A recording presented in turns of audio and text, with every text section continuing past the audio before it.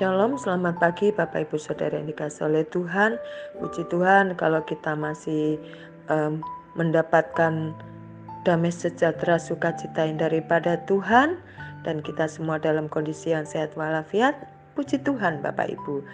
Dan saatnya kita akan belajar merenungkan firman Tuhan. Mari saya ajak Bapak Ibu untuk berdoa bersama-sama. Terima kasih Tuhan, pada pagi hari ini kami mau belajar merenungkan firman-Mu Tuhan. Berikan hikmat-Mu kepada kami, supaya apa yang kami baca, apa yang kami dengar pada pagi hari ini Tuhan, semakin menumbuhkan iman kami kepada Engkau. Engkaulah Tuhan pengharapan kami, Engkaulah satu-satunya pengharapan kami Tuhan. Itulah sebabnya kami ingin belajar Tuhan, menggantungkan harapan kami kepada Engkau saja. Terima kasih, kami mau bertumbuh di dalam pengenalan akan firman-Mu. Di dalam nama Tuhan Yesus, haleluya, amin. Puji Tuhan. Bapak Ibu Saudara sekalian, bacaan kita masih tetap terambil di dalam kitab Kolose. Kitab Kolose 2 ayat yang ke-7 yang ditulis oleh Rasul Paulus. Demikian bunyi firman Tuhan. Hendaklah kamu berakar di dalam Dia dan dibangun di atas Dia. Hendaklah kamu bertambah teguh dalam iman yang telah diajarkan kepadamu, dan hendaklah hatimu melimpah dengan ucapan syukur. Puji Tuhan. Pada pagi hari ini saya akan memberikan tema berakarlah. Puji Tuhan. Kata berakar tentu kita akan mengerti bahwa bahasan kita tentang suatu pertumbuh-tumbuhan, yaitu tanaman. Bapak Ibu sekalian pasti ada punya tanaman di rumah, ya, seperti halnya juga saya punya. Ada daun mint, ada bunga kenanga, ada daun cincau, daun kelor kesukaan saya, pandan, cabai, lalu tanaman buah naga, ya, buah naga pernah berbuah beberapa kali, dan juga ada juga binahong. Lalu ya tanaman-tanaman yang berbunga begitu. Nah, pada suatu hari saya mendapatkan satu tanaman saya itu kerdil, tidak bisa tumbuh subur seperti teman-temannya gitu.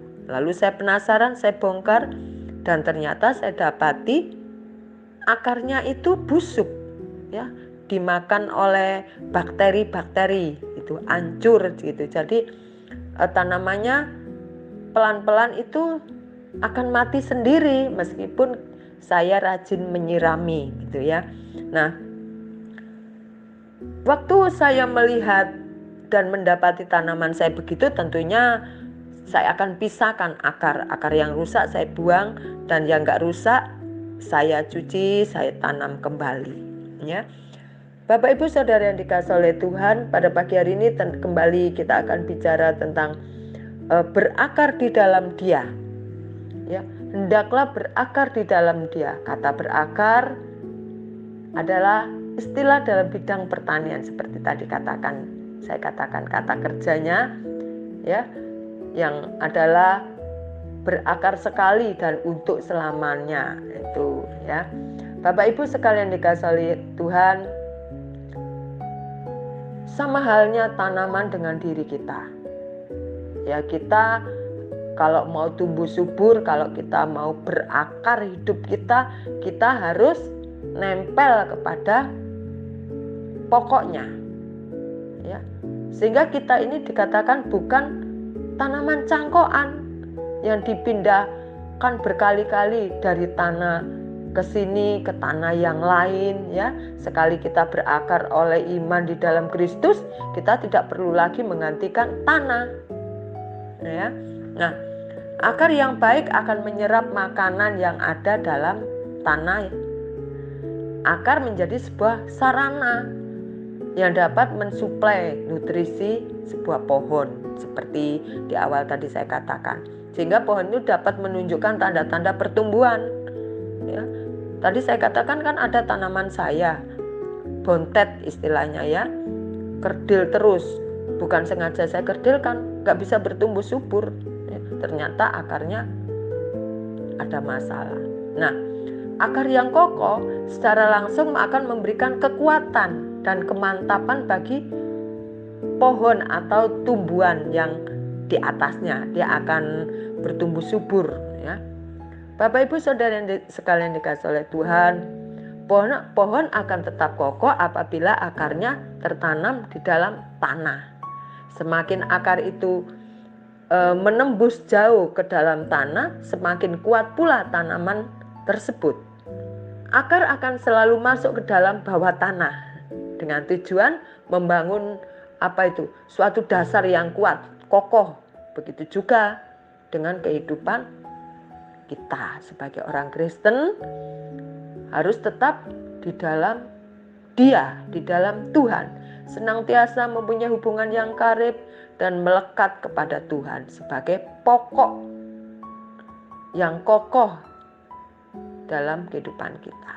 Sehingga ada angin, ada hujan, kadang-kadang hujan angin ya. Kalau akarnya kokoh itu dia nggak akan jatuh ya, karena saya dapati tanaman saya tumbuhnya kecil lalu dia tinggi, waktu hujan angin dia roboh menimpa tanaman yang lain. Bapak Ibu Saudara sekalian dikasih oleh Tuhan, hendaklah tetap dibangun di dalam Dia ya. Nah, Paulus membuat istilah ini suatu bangunan ya, memberikan gambaran kepada kita ibarat sebuah rumah yang dibangun di atas landasan yang teguh. Nah, Rasul Paulus mengharapkan begitu juga iman kita kepada Tuhan. Tuhan menghendaki kita untuk dapat terus bertumbuh tentunya secara sempurna di dalam Dia, di dalam Tuhan, sampai kita semua telah mencapai kesatuan iman dan pengetahuan yang benar tentang anak Allah, kedewasaan penuh. Ya, kalau kita baca di dalam kitab Efesus Bapak Ibu, Efesus 4 ayat 13 ya. Demikian bunyinya. Efesus 4 ayat 13, sampai kita semua telah mencapai kesatuan iman dan pengetahuan yang benar tentang anak Allah, kedewasaan penuh dan tingkat pertumbuhan yang sesuai dengan kepenuhan Kristus. Amin Bapak Ibu. Demikian pula kita ya, Rasul Paulus berkehendak untuk kita tetap teguh dalam iman seperti yang telah diajarkan kepada jemaat yang ada di Kolose. Bapak Ibu sekalian dikasih oleh Tuhan, sebuah akar di dalam tanah akan menghisap ya, atau mengambil makanan dari sana. Ya, nah orang Kristen begitu juga harus berakar di dalam Kristus, sumber kehidupan dan kekuatannya. Sama juga seperti rumah yang berdiri teguh, berdiri kokoh karena dibangun di atas landasan yang kokoh pula. Kehidupan orang Kristen dapat menghadapi setiap badai karena berdiri pada kekuatan atau berlandaskan Kristus, berlandaskan firman Tuhan. Kristus bagaikan sumber bagi kehidupan setiap Bapak Ibu Saudara sekalian, juga saya, dan berlandaskan pada kemantapan hati kita dalam mempercayainya. Puji Tuhan, iman kita harus dinamis. Iman yang benar tidak boleh statis, diam saja, stuck di tempat, tetapi terus bergerak. Maksudnya yaitu iman yang benar selalu membawa seseorang untuk merindukan, mempunyai pengalaman bersama dengan Tuhan, dan pengenalan secara pribadi akan Tuhan itu sendiri terhadap diri kita masing-masing. Puji Tuhan Bapak Ibu Saudara sekalian yang dikasihi oleh Tuhan, hal ini akan menambahkan kekuatan baru kepada iman kita. Iman kita akan bertambah teguh jika kita berhadapan dengan masalah apapun dengan cara tetap memegang firman Tuhan. Iman yang selalu teguh karena ada firman Tuhan yang hidup di dalam diri kita. Puji Tuhan akan menjadikan kita bertumbuh rohani kita. Kalau ada pertumbuhan rohani di dalam diri Bapak Ibu Saudara sekalian dan saya yang tetap berlimpah sehingga kita bisa mengucap syukur kepada Tuhan. Ya, pengenalan akan Tuhan, berakar di dalam kebenaran firman-Nya sangat dibutuhkan bagi Bapak Ibu Saudara sekalian juga saya. Sehingga kita menghadapi hujan, angin, petir, ya, angin yang kencang sekalipun kita tetap berdiri kokoh. Yang artinya adalah apapun dalam kehidupan dunia ini suatu saat nanti akan kita hadapi. Masalah, pergumulan hidup, sakit, penyakit yang kita alami, kita akan mengatakan, Tuhan, Engkaulah kekuatanku. Tuhan, Engkaulah juru selamatku. Engkau Bapakku yang baik. Engkau Tuhanku yang kekal. Tidak ada yang bisa menggantikan itu dalam hidupku. Karena kita mengenal, karena kita berpengalaman secara pribadi dengan Tuhan. Sehingga kita dapat mengatakan seperti itu. Saya percaya Bapak Ibu Saudara sekalian ada banyak pengalaman bersama Tuhan.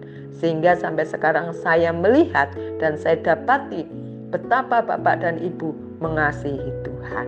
Puji Tuhan, biarlah kita bersama-sama maju di dalam Tuhan, berakar di dalam pengenalan akan firman-Nya, sehingga kita tetap setia sampai kapanpun juga. Puji Tuhan Bapak Ibu Saudara sekalian, pergumulan hidup tetap ada, tetapi iman yang teguh akan mengokohkan kita dalam menghadapi pergumulan hidup ini. Puji Tuhan, selamat pagi, selamat beraktivitas. Mari kita berdoa sebelum kita akhiri.